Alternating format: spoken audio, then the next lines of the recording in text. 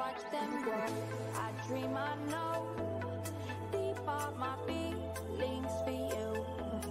Watch them grow. Hello, everybody, and hopefully you all can hear me as I am working on getting everybody here. Let's add everybody in. All right, and hello. Live, and live. Hopefully everybody is having a wonderful, wonderful Tuesday. Unless you are in Australia, then it is Wednesday morning there. So a little bit of a time difference. So welcome, everybody. Thanks for joining us again for Coffee and a Conversation. We have a really, really special guest with us tonight. If any of you guys have tuned in before, you have heard both Red and I talk about extremism and radicalization and our work with Beyond Barriers. And tonight we have a very special guest to share with us some insights on extremism and radicalization from Australia, actually. This is Tom Ravlic. He's an investigative journalist, author, and academic with more than 2 decades of experience in reporting on and analyzing politics and regulatory affairs for the local and international media. He is also an acclaimed author of Vulture City and Rorts and Ripoffs. Welcome to Coffee and a Conversation, Tom. Welcome, sir. Thank you so much, Acacia and Red, for having me on. It's a privilege. Yeah, you are right. There was a slight time difference. Australia is starting to wake up a little bit, and I judge how awake we are by how many rude comments there are directed at our politicians on Twitter. The country's starting to wake up right now. Awesome. Appreciate it very much. Hey, Red, how are you doing this evening? With all things considered, I'm doing well. Acacia, and yourself? I'm doing good. I am doing good. I'm having, my normal coffee, and it's going absolutely fantastic right now. I unfortunately had to miss out on my coffee today. I had 3 MRIs back to back, and as a result of the auto accident that I was in. But so unfortunately, I had to miss my coffee today, and I'm feeling it. But to make no mistake, tomorrow morning, bright and early, I'm getting a hold of that Black Rifle coffee, and I'm gonna just have fun with it. That is awesome. Good to hear. So, Tom, we will just jump right into this. Sure. Give us a little bit of background on you and what you do and how you got into doing this. Okay. Well, I first started in journalism back in 1995 in the Jurassic era when Tyrannosaurus Rex roamed the earth. My first job in journalism was actually writing about the accounting world. So I got hired by a guy called Michael Wilkinson, who features later in my story again. And he looked at me and said, I think he could edit a publication called Chartac Accountancy News. Let me fill you in. I knew nothing about accounting at the time, and I was literally dropped into it.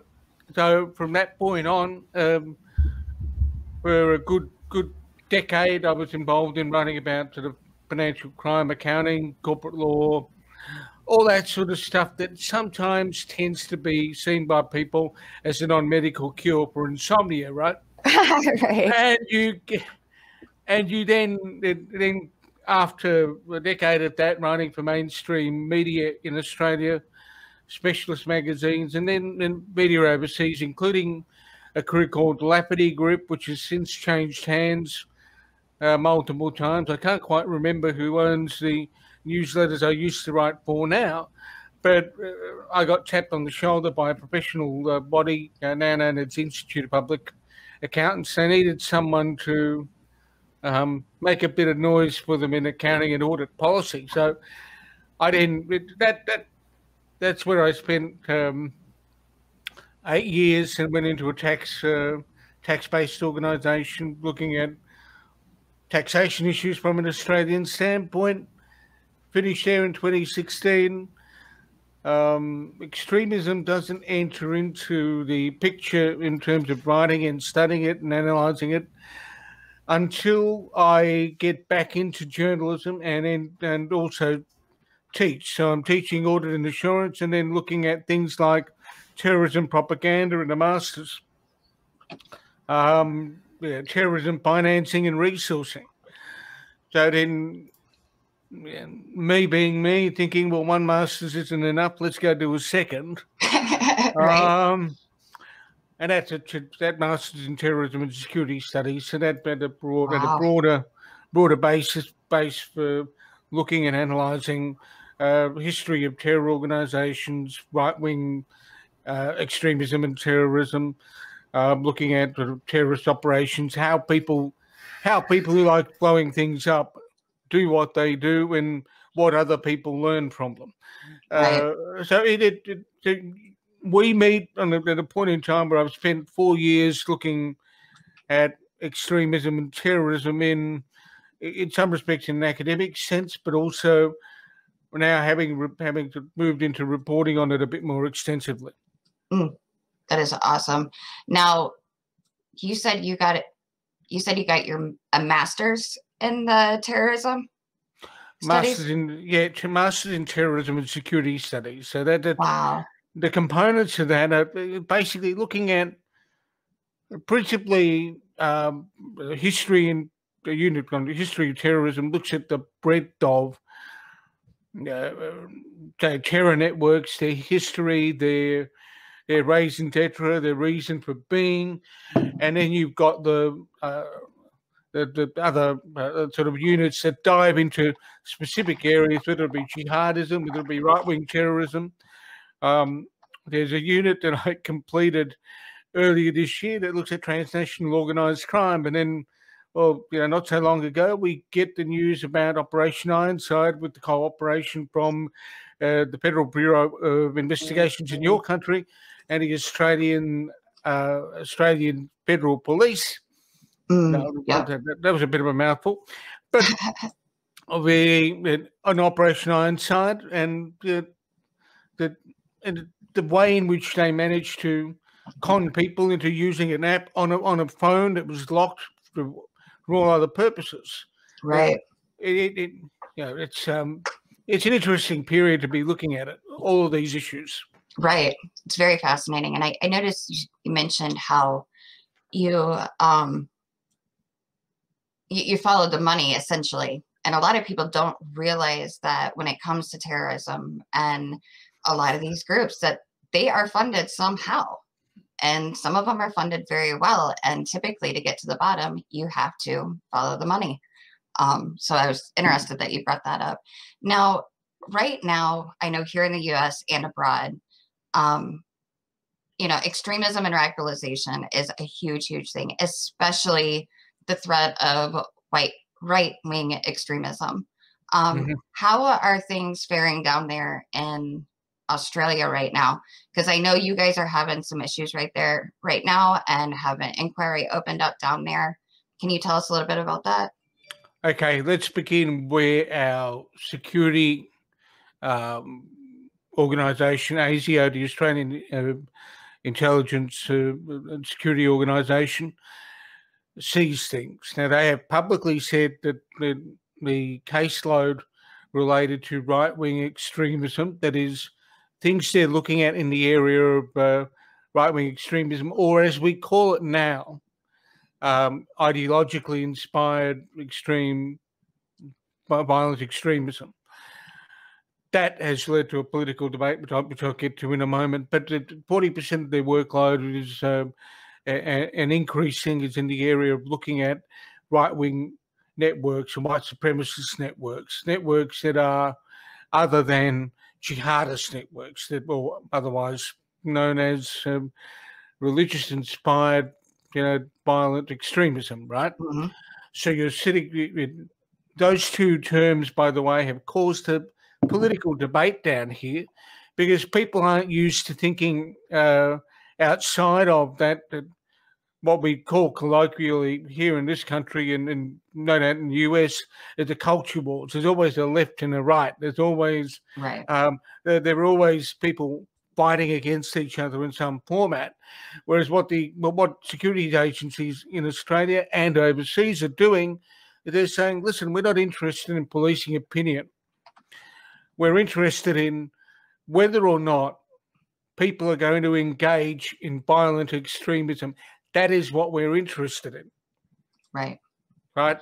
Now, It may be different on Twitter when people on Twitter want to block people, shut people down, and not listen to the views of others, or recommend that security agencies should be looking at certain politicians or the friends of politicians.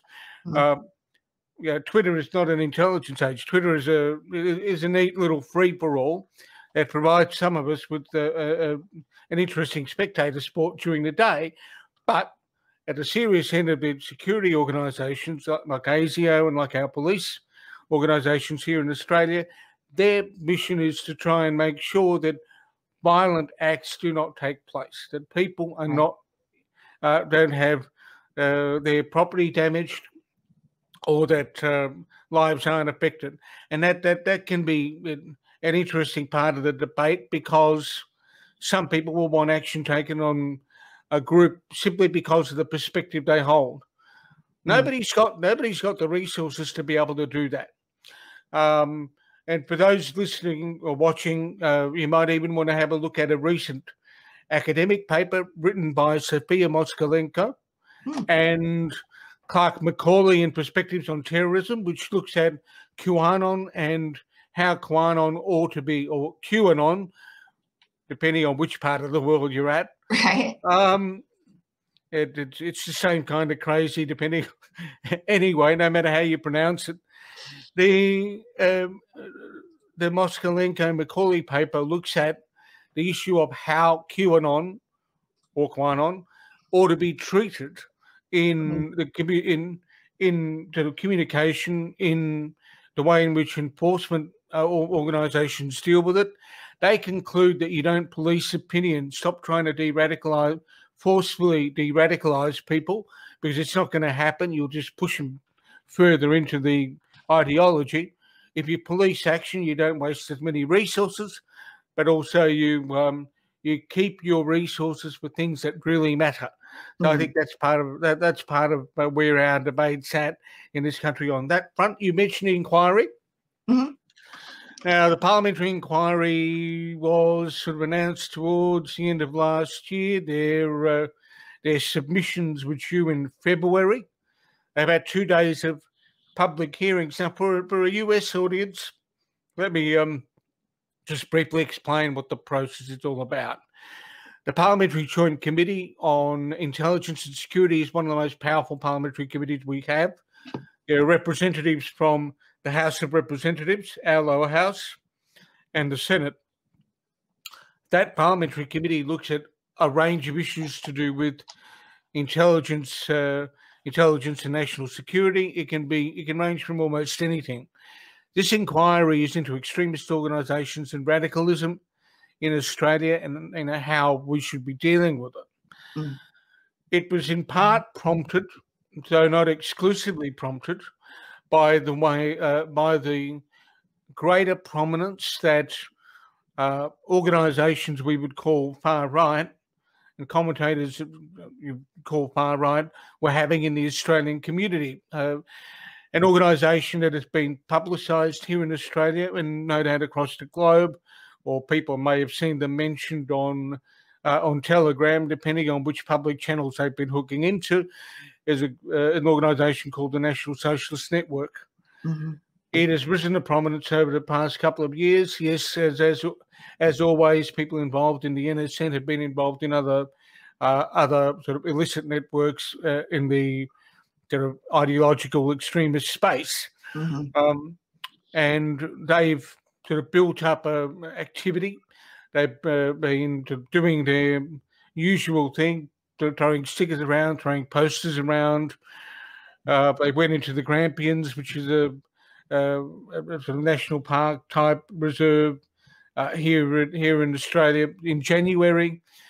They were spotted sort of chanting the usual thing, and it made the newspapers, and then gradually it sort of got into the mainstream media, got onto network television, and it did increase the following of one of their figures, Acacia, on Telegram. So what happened was a leader of that group had about 5,000 odd followers on Telegram, and by the end of the week of the broadcast of 2 stories on the National Socialist Network, it was in excess of 8,300 from memory, so 3,000 plus additional followers within the 1 week, and not sure that the broadcasters, that the producers of the current affairs program intended that to happen, but that's how the world works. And it's an interesting case study on what happens when you cover extremist movements in a particular way that ends up drawing people's attention to them. Now, whether all of those 3,000 are people that are people who have sympathy with the organisation, I don't know, but in amongst the 3,000, there probably are. There's probably law enforcement types that make up the 3,000 that then follow those guys on Telegram. And there may also be researchers and journalists and others who may not have followed the group or individuals within that group that have a public presence on encrypted apps. So we're seeing, with media coverage, increased awareness. Down here. The parliamentary inquiry is still running. There's been no report as yet from them. They've taken submissions. There's only a handful of them that have been made public, by the way, Acacia, in part because there may have been groups that have sent submissions who may feel under threat if their submissions are made public. So there would be some concerns about the people's safety and that kind of thing. So the inquiry, the inquiry covered all the obvious things as well. How these groups come to be, how they communicate. Google, Twitter, and Facebook appeared before them, talking about the work they're doing in order to track extremist views online and how they might be able to remove that content and how they police that content. So there's a lot of material there that if people watching this podcast or watching the stream rather want to know more about the inquiry and its work, and we could spend all night talking about it, but we don't have all night. Right. This is meant to be a coffee date for people. So the parliamentary website is aph.gov.au, and it's very easy to find the parliamentary committees on the website. People can just look at the menus, but it is a brilliant resource for those who are interested in the state of play in Australia and how things are moving. And what was the website again? I was going to throw it up here in chat for them. Okay, aph.gov.au. In fact, what I'll do for you is I'll get the specific link. Okay. And put it into the comments. Yep. Can I? Or I can put it into the private chat, and you can. Yep, and I can throw it up there in the comments. That'll work. Yeah, there we are. Appreciate it. Awesome. Okay, it's right there. It'll take people directly to the committee page. You are able to see the submissions that are public. So the intelligence agencies I've spoken about earlier, the law enforcement, they're public. There are some academic submissions that are public, and the process was also streamed, webcast, if you like, by the parliamentary website on the actual days of the hearings. Right, definitely. Pretty much the same as your Congress does in Washington. Okay. Yeah, because I know different countries work a little bit differently with all of that, but overall, it's the same general idea of different oversights and things like that. Now, you did mention about like the media and the media coverage of the extremist groups and the extremism and how we do that. And I know you had Jeff Scoop on your podcast. Sorry, it's Critical Line. Critical Line. Sorry. And you did, there was an article in Crikey that I read about how we need to educate, and he had mentioned that, but on one of your podcasts, you mentioned about the media attention and how should the media cover extremism. Can you give us a little bit of your insights on that as well? It is actually interesting when you consider how that debate has gone here in Oz. If you take one step back, there was on Telegram and another forum from memory, I think it might have been Gab, the National Socialist Network published its playbook, if you like, its activist manual. And in the activist manual, they outline their approach to media. They talk about their approach being a media baiting approach, getting attention. And it seemed to cause some surprise for people. And I scratched my head and I think, what? Why? It's the way it works. If groups are small, the only way they're going to get attention and media coverage is if they pick words or take actions that are going to trigger certain parts of the community to respond. Yep. So you've got a call and response mechanism happening there.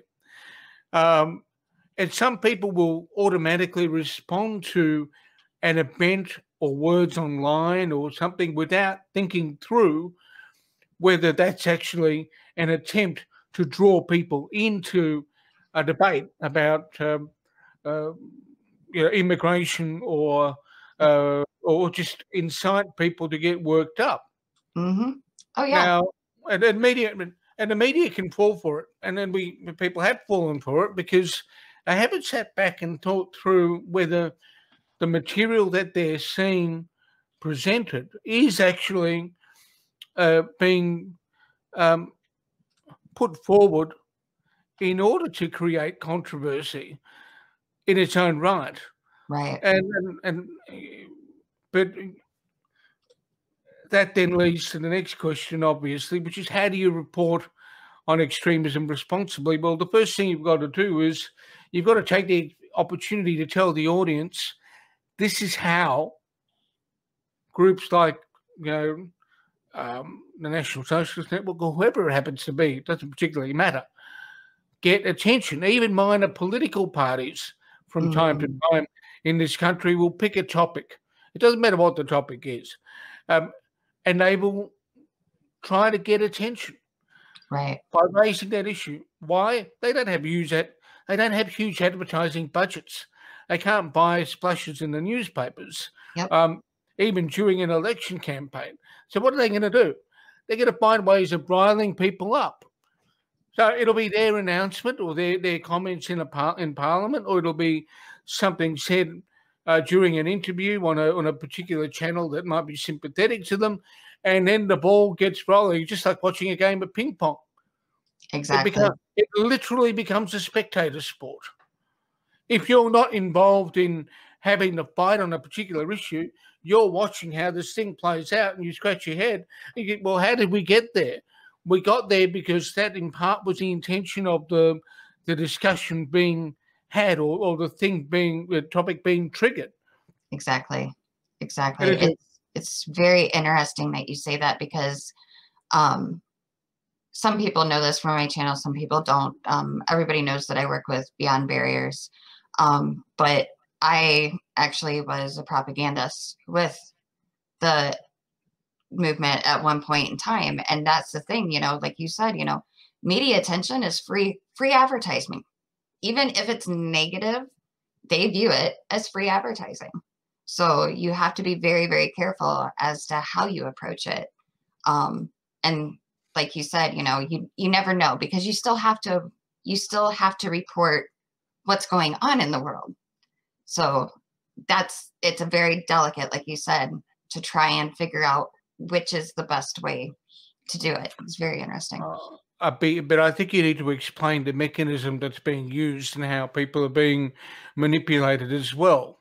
It doesn't mean that those reacting to it shouldn't be covered, but you also need to explain to people that there's a high degree of manipulation happening here. And it Mhm. happens every day in our political systems.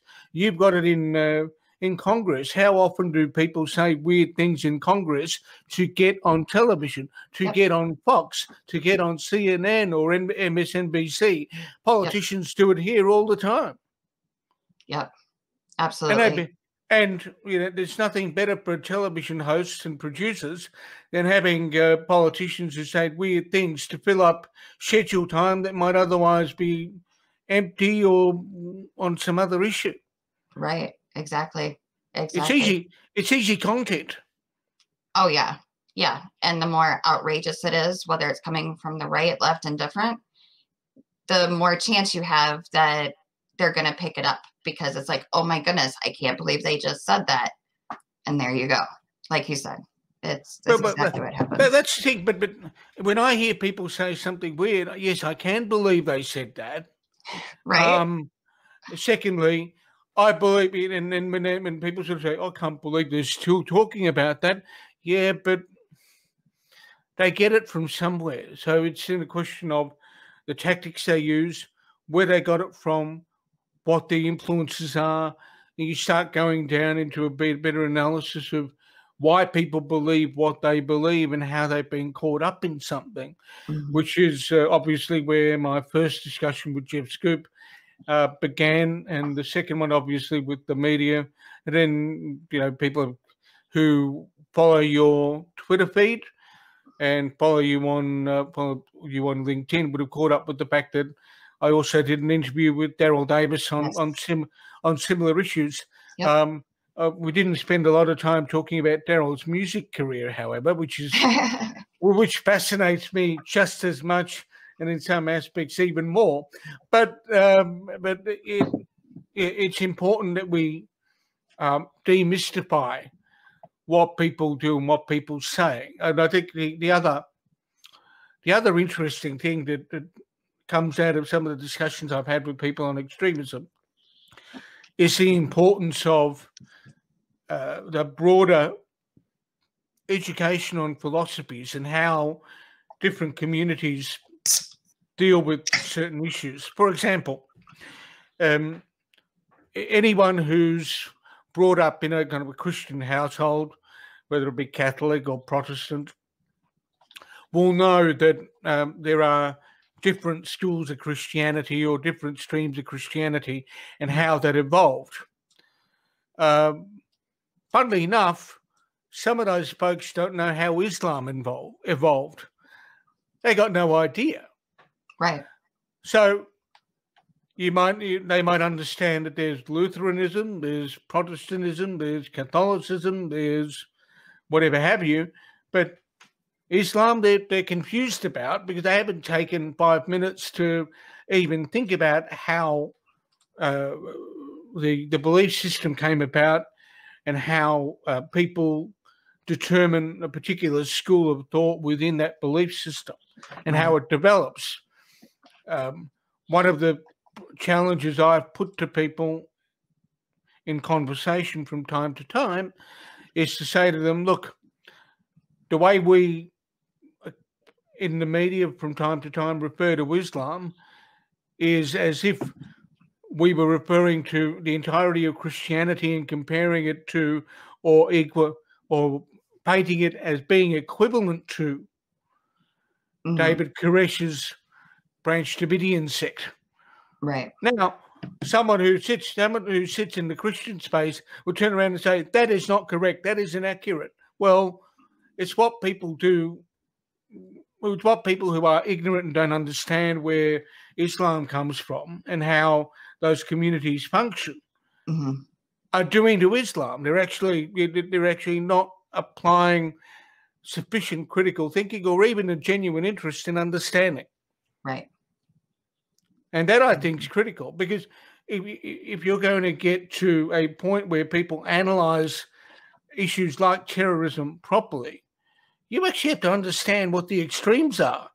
We've got commentators in this country who'll sit on television and say, If you don't understand the difference between moderate Islam and radical Islam, you're part of the problem. Well, if you don't define, for crying out loud, what either is, how are you supposed to expect an audience to be able to differentiate what's extreme and what isn't? Very true. You know, that hits on a very big nail on the head, Tom. And that's something here in the States that is running rampant, more especially in our media, or from even certain groups of people, such as Christians, for example. Again, I want to preface before I go further. I want to preface that. Bless you. Yeah, I am not out to defame or to bring bad light onto anybody. However, from what I've noticed, from observations, you get a lot of backlash with pride groups and homosexuality and things of that nature from the Christians, and a lot of it they don't take the time to understand, like a lot of folks, that they're just human beings like you and me. Correct. Absolutely. You brought up the differences in Islam. Followers of Islam. I've had the privilege to meet several Muslims that were absolutely amazing human beings and shining examples of how we should be towards one another. It's just, I think, and occasionally, I think I've said this in a past podcast before, that if we just take the time to sit and just talk, have open dialogue with one another, then a lot of this stuff goes away. But I think a lot of people are too afraid to think outside of their own bubble. Yeah, there's another problem though. We've got little devices like this. Yep. Right. Yep. Absolutely. And what have we trained? What have social media companies trained people to do? Respond instantly. Yes. Respond impulsively. Right. Respond emotionally, and oftentimes respond without thought. You know, you're absolutely correct, Tom. I'm guilty of that myself. From are you now? Oh yeah, I'm not going to deny that. You know, but I think there's a lot more. Acacia's lost it. It's okay. Yeah, you know, I get it completely. No, it's but you know, it's just sad that darn it, the train just derailed. I lost my train of thought. Oh well. It'll come back to the station eventually. One of these days. 2 weeks from now. Right. That's one of those things, like you said, you know, we are trained to respond instantly. However, we are trained to respond in our reaction versus actually responding. We are reacting. And if there's one thing that I've learned is that because we are such a fast-paced society and everything, we've been trained not to stop and think before reacting or responding. Absolutely, but it's a world of engagement. But we don't talk about the depth of that engagement. Right. We don't talk. It's like going to the local public swimming pools and swimming in the shallow end when you're on social media. It's probably not even that. It's one of those blow-up pools that you put in the backyard for kids to play with. Right. But it as I've said to people, you know, on many occasions, nuance doesn't fly well on Twitter. You try and be nuanced on Twitter, people ignore you. Now, if you want attention on Twitter, the more outrageous you are, the better it is. But it's not in terms of engagement, right? Whether it's negative or positive. But the problem you have is you don't have that level of intellectual depth that it's required in order to be able to sit down and say, okay, these are issues that need to be teased out in more depth. And we've had over the past week a lot of material published online as a result of a program from one of our premier current affairs shows, looking at the QAnon and the impact of QAnon on a family that is associated with our that is friends with the. So you've got Coptus, the husband of the friend of our Prime Minister's wife is into the QAnon conspiracy, okay? And there are two bits of controversy that have been dominating the debate on Twitter and elsewhere. Firstly, did a word ritual appear in a speech delivered by the Prime Minister because of the influence of the Prime Minister's wife's friend's husband, who may have been gay? Now, you're shaking your head, okay? That is where we're at.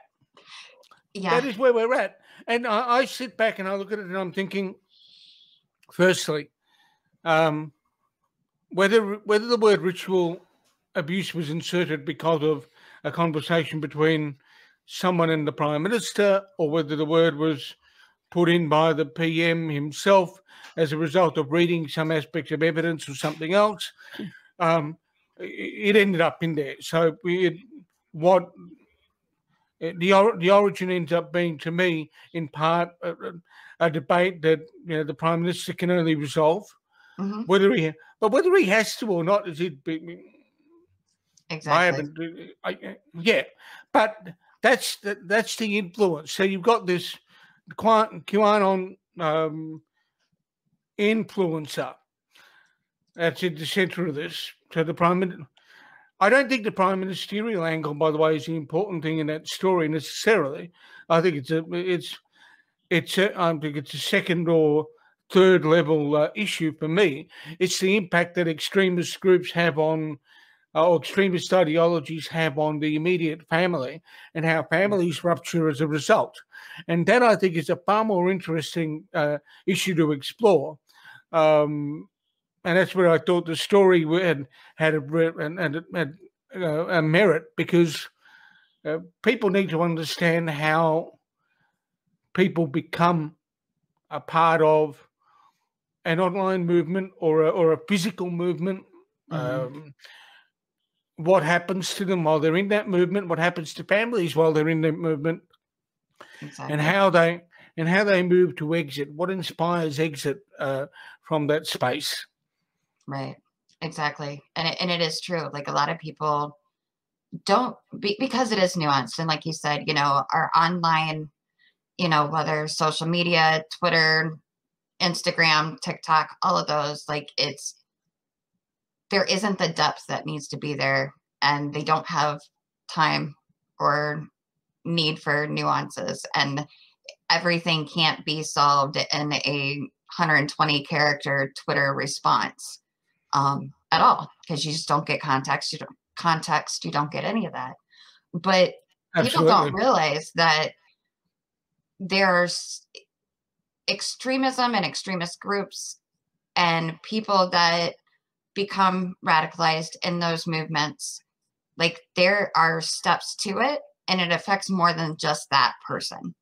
I know we've talked about, I'm not sure how, I'm pretty sure it's kind of across the board, but we've talked on our show before briefly about like cancel culture and doxing and things like that. And a lot of people don't realize, I understand some of them are thinking they're doing a really good thing by a lot of these things, but they don't realize that these individuals, it's not just affecting them, they're affecting their families. It's affecting people that may have had absolutely nothing to do with their extremism and stuff, that are becoming affected by these. And we tend to put everybody kind of in a box, and we forget that this isn't just some unseen enemy that we're trying to fight. I know I've said it before, like when I was involved in the movement, like it was you against the world. What you were doing, you thought was righteous, and the world was your enemy. And anybody that you didn't see the way you did was essentially your enemy. And you took that humanity from them. And because if you saw the humanity, then you'd realize that what you were doing wasn't right. in a lot of ways. And I think a lot of times, even with those that are fighting against the extremism and against these radical ideologies and things, you still have to remind yourself that these are still people and these are still families that we're dealing with. And my train derailed on that one, but because I could go on all night about that. However, so for you, Tom, being an investigative journalist and covering a lot of these touchy subjects, I guess you could say, because you don't exactly just follow the mainstream of whatever everybody's popular thought is. Like, I've noticed, I've listened to some of your podcasts and stuff. You are not afraid to challenge the box of thinking. How difficult as a journalist is that for you? Well, for me, it's not actually that hard, because that's the way I must have sort of bounced out into the world. I don't mind pushing people a bit. I don't mind having conversations a bit, because if you look at, and you're right, that if you look at the podcast series, it's not just one type of thing that I cover. I look at back when COVID first hit. I looked at how people should be dealing with each other if they were going back to the workplace environment. You know, what is the psychological impact of isolation, and how do you get people communicating properly when the lockdown ceased? I did that conversation. Must have been to the May, June of last year with a psychologist here in Australia. And we had a conversation about that, and we sort of teased things out so people hearing it understood what to do. I think it's important. Now, firstly, you've got to be, you've got to be prepared to ask sort of hard questions, but also you've got to have the personality that can shoulder that. And I guess for me, that starts not when I started doing journalism, but started when I was born with. So I was born with a rare disorder. So when you've got a rare disorder and nobody else has it, you automatically, you over time, you just build resilience.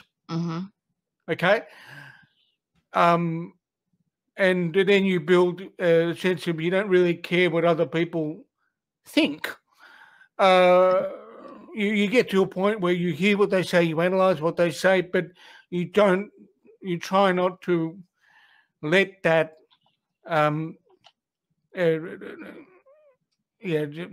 stop you from asking the question you need to ask. You don't let that weigh you down. So so when you already feel like you're sitting outside the space, if you know what I mean. Yep. Psychologically, it's easy to look at something and go, well, people haven't asked that question, or people haven't asked that question. No, but it pops up even when I talk about my academic qualifications with people. Those who know me for the work I've done in the accounting world, if I can put it that way, look at me and sort of say, well, why in heaven's name did you do a master's in terrorism and security studies? Like, weird? Not at all. Not at all. I mean, number one, it's interesting, and number two, if you look at it through the lens of the way those people think, you then say to them, listen, what we have here is a situation where terrorism is all about risk management, right? You're in the business of risk management, risk mitigation. And in analysing the way terror groups operate, the way extremists operate, actually fits in the analytical sort of forensic mindset when you're looking at teaching students, which I've done, audit and how to analyse and work out what the weaknesses are in internal controls in a company. So if you flip that logic into the world of extremism, terrorism, etc., you're looking at what are the things that make a society robust, what are the things that make a society weaker, and open those elements that are weak to exploitation by people who are bad actors, for want of a better term. Right. Collectively, I don't care what the ideology is. I don't care what they believe in. If they're in the business of exploiting weakness, then we need to be looking at them. Right. Right. The other thing that we need to also bear in mind when we look at this stuff is it's not just an analysis of whether there's a weakness and whether there's a weakness that can be exploited. It's also the severity of that particular weakness and vulnerability. Okay? There are politicians that exploit people's emotions every day during question time in our parliament, during parliamentary debate, and trying to, build on the base they have in the lead up to next election. You've got people in the United States who are busy doing that very thing on the Republican side, for example. I'm still trying to work out which cereal box Marjorie Taylor Greene came from.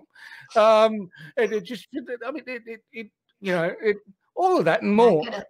But so you can see how people are priming an audience or priming the people who follow them, right, with more material to solidify their base, but also try and get people who might be non-committal in the centre to shift their way. And and that's how the terrorism stuff comes into play. It is unconventional, yes, I admit. It's a bit weird to people who look at it and don't get it, but it certainly fits in with the sort of analysis I've done in other areas. Right. It's intriguing to me, partially just because like psychology is intriguing to me, and a lot of this has to do with psychology and branches and everything else. So I get it. I think it's fascinating. I think it's just it. I think a lot of people don't get it. They don't understand. Like you mentioned, how it's like, how do you go from just being Muslim to a radical Muslim, or what's the differences? And like, because people don't understand, and we don't take the time to understand many times. We want to say, oh, well, this news channel said it was this, so that's the way it is, instead of using our own critical thinking to then come up with our own response. Now, to what extent, this is an open question, I guess, and I'm still trying to work with. Yeah, and I've been exploring this myself. To what extent is that a problem within the education system and not teaching, or giving people a grounding in philosophy?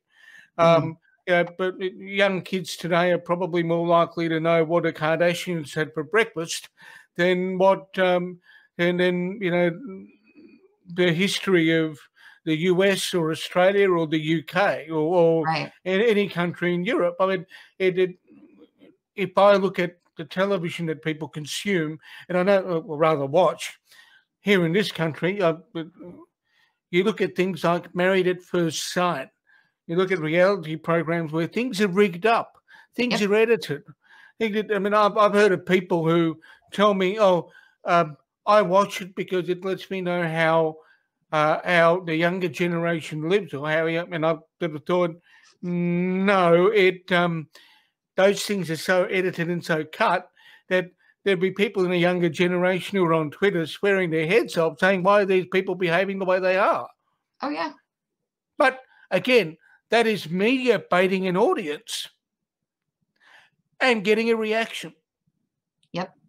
And which means I don't have to watch that stuff because I know what's going on. I just look at my Twitter feed. Right, exactly. They save me a lot of time, I tell you, Acacia. I bet they do. I'll tell you what, years ago when Twitter was like first up and coming, I actually kind of liked it. And now I call it twatter, because it's like, it's who can say the most insane thing now. And it's just, it's pure insanity. So I can only take it in small doses. Hey, Red, real quick, did you have any questions for Tom? Sorry, having technical difficulties at the No, moment. it's all good. At the moment, no, I do not. Cool. I was just curious because I know you've been sitting there very quietly, but how are you feeling, by the way, really quick? I know this is kind of totally random part of the conversation, but are we recouping okay here? Yeah, getting there. As I made mention before we went live, I had a series of MRIs back to back today.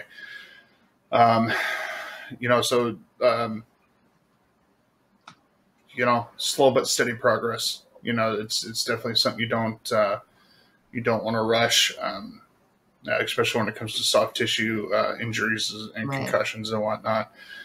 So, definitely. Well, sorry, I didn't mean to. No, totally you're all right. You're all right. Part of the biggest reason I'm a little more quiet than normal is I am fighting off a wicked migraine right now. But rest assured, I'm still here. I am paying attention. I am listening. Oh, I know you're. That's good. You do realize there's a multiple choice online test after this, don't you? Oh, I love multiple choice. Let's go. Bring it on.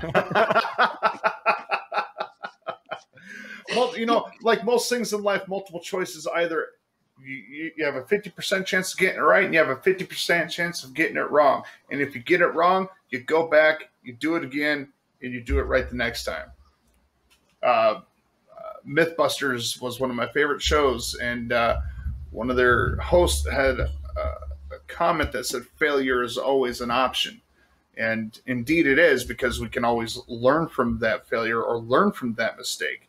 I think that's a common thing in today's society. People aren't learning from their mistakes. And if they are, maybe they're not learning the right thing. Again, this is an observation from a goofy-looking bearded guy. So, well, I completely get that. The occasionally, it's something that might be worthwhile sharing with the audience. If they see, we talk a lot about extremism and how societies move further in particular ways. And one of the books that helped me while I was doing a lot of study in the space is this little thing called The Nature of Prejudice. Yes, it's just a small book. Just small. Yeah, tiny. I'll give you the page number right now. And it's how many? 500 odd. Yeah, about 560 odd pages. It is worth, if people are interested in looking at aspects of how prejudice works in society, by all means, get hold of Gordon Allport's Nature of Prejudice. It is very, very good. Definitely put that up in there, because always looking for good things to read. And I know there's several that are watching with Universal Discourse. She is co-streaming this as well tonight.